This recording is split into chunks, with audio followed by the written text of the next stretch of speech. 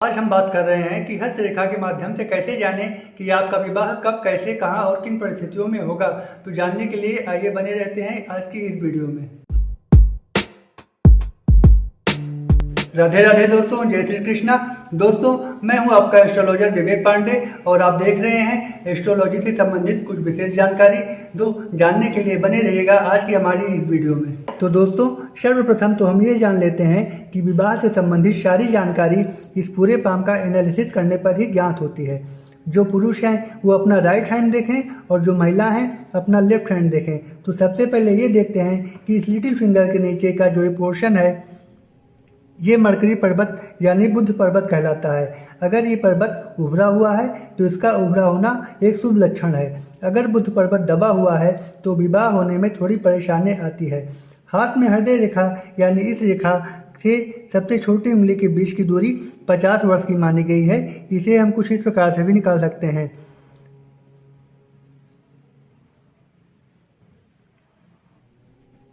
20, 30, 40, 50।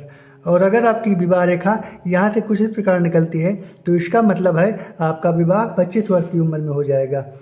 कई लोगों की हथेली में आपने देखा होगा कि 2 या 2 से अधिक रेखाएं होती हैं। तो इसका मतलब यह नहीं है कि उस व्यक्ति की उतनी ही शादी होगी।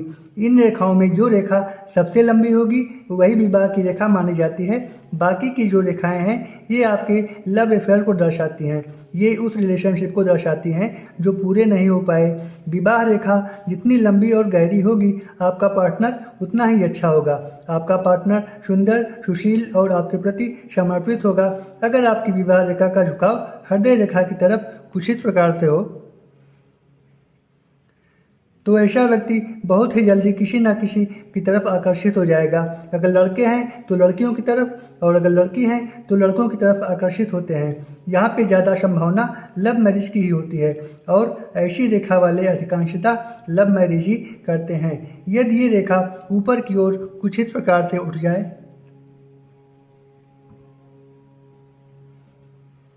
तो ऐसा व्यक्ति विवाह का बहुत ही कम इच्छुक होता है और देखा जाता है कि ऐसे व्यक्ति पूजा पाठ करने वाले, संसार से विरक्त रहने वाले होते हैं। दोस्तों, अगर हृदय रेखा बुध पर्वत से निकलकर गुरु पर्वत और शनि पर्वत के बीच में खत्म होती है कुछ इस प्रकार से तो आपकी अरेंज मैरिज होगी।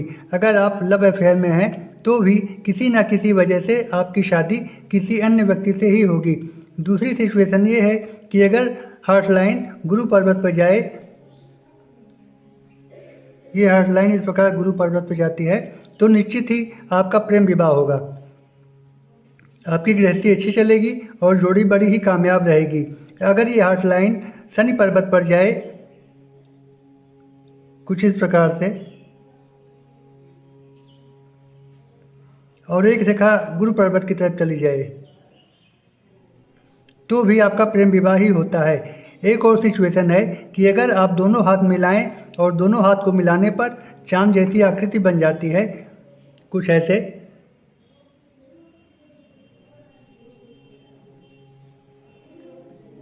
तो आपको बहुत ही सुंदर, समर्पित और सुलझा हुआ जीवन साथी मिलता है। अगर विवाह रेखा इतनी लंबी हो कि सूर्य पर्वत तक पहुंच जाए तो आपको जो पार्टनर मिलेगा वो बहुत ही प्रसिद्ध और धनवान होगा। जैसे ये विवाह रेखा है ये इस प्रकार शुक्र पर्वत तक पहुंच जाती है तो इस स्थिति में आपका पार्टनर बहुत ही प्रसिद्ध और धनवान व्यक्ति होगा। अगर हृदय रेखा पर बीच में क्रॉस का निशान हो कुछ इस प्रकार से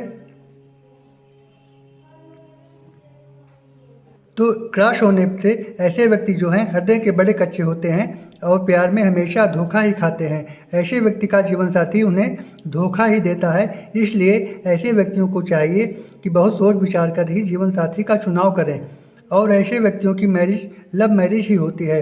दोस्तों, गुरु पर्वत पर यदि क्रॉस का निशान हो तो ऐसे व्यक्ति भी प्रेम विवाह ही करते हैं और उनका प्रेम विवाह बहुत सफल भी होता है। अगर विवाह रेखा शुरू में 2 भागों में हो और आगे जाकर वो सिंगल हो जाए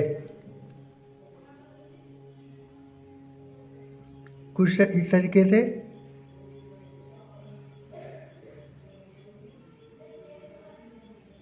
तो ऐसे व्यक्तियों का विवाह शुरू में तो मुश्किल भरा होता है पर आगे जाकर कुछ समय बाद सब कुछ सामान्य हो जाता है। अगर विवाह रेखा शुरुआत में सिंगल लाइन में शुरू हो और बाद में 2 भागों में बढ़ जाए, कुछ इस तरीके से,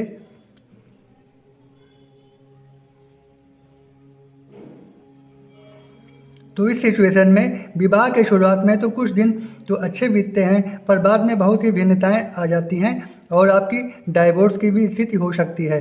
अगर विवाह कहीं से कहीं हो या क्रॉस का निशान हो तो भी बहुत अच्छी स्थिति नहीं है। ये जीवन साथी से मनमुटाव और अलगाव की स्थिति दर्शाता है। एक सिचुएशन और भी है, अगर ये सब परिस्थितियाँ आपके हाथों में बन नहीं हो तो अगर आपकी जीवन रेखा के साइड में एक और रेखा कुछ इस तरीके से आती है, तो आपकी विवाह रेखा में जितने भी अशुभ लक्षण हैं वो सभी समाप्त हो जाते हैं। मित्रों, अगर